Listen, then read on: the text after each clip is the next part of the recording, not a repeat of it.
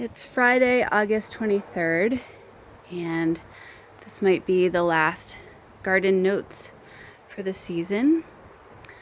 The flower boxes have held up decently well. They got very, very dried out, and there's not as many flowers since then, but I watered them and all of the plants came back, which is great. There's still 2 bird nests, but no more cranky robin.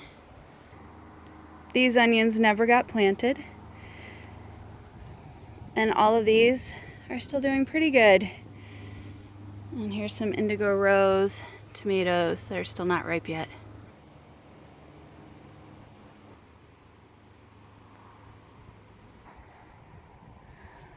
Here's the black vernissage tomatoes.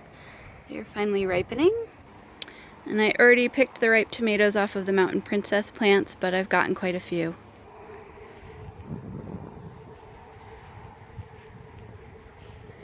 There's been dragonflies everywhere the last week or so. This is my volunteer zucchini plant, and I was really despairing that both the cucumbers and the zucchini were not actually producing fruit. And then I came out to check today, and here is this.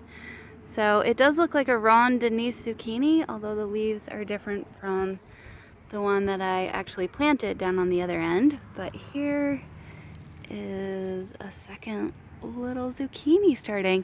So as you can see, I followed M.I. Gardner's advice and cut off a bunch of leaves, and I'm not sure exactly where it is. There it is. We have a little cucumber now too. So maybe it was just too much foliage from too high nitrogen in the soil, but now we have fruit. Nasturtiums are great snacks. And the Matt's wild cherries are finally ripe, and I've been picking them steadily. And I didn't pull the Romanesco broccoli, and it did create more shoots, but I've clearly missed my opportunity to eat those.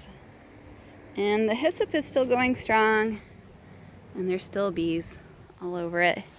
And we're seeing better pollination on the tomatilla plant too. Tomatillas everywhere. And the zinnias are pretty, and they're finally starting to grow and recover from their shock too.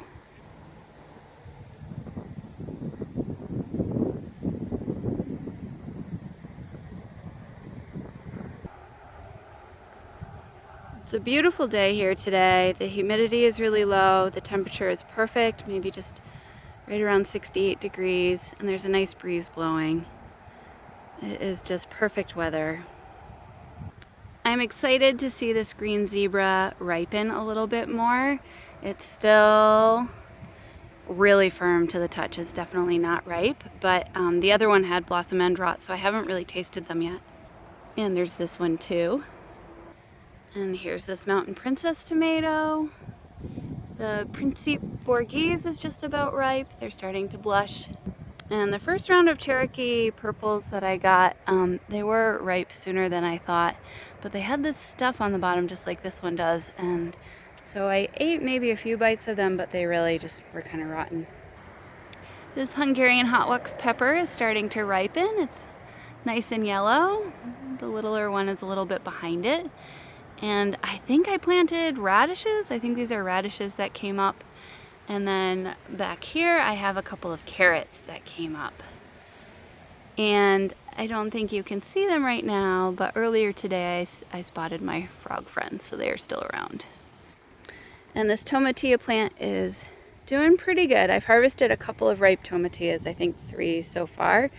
And now things have kind of reversed, where the one in the garden, the real garden, is putting on more fruit, and this one is not as pollinated.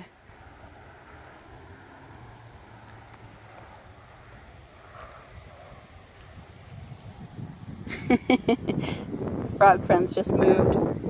Oh. And these apple peppers are finally forming peppers.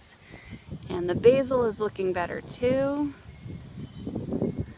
And then this pineapple tomato has 2 really big tomatoes on it, so I'm excited to see those ripen as well, and maybe We'll even get a couple more fruits out of it. And then over here are the King of the North peppers.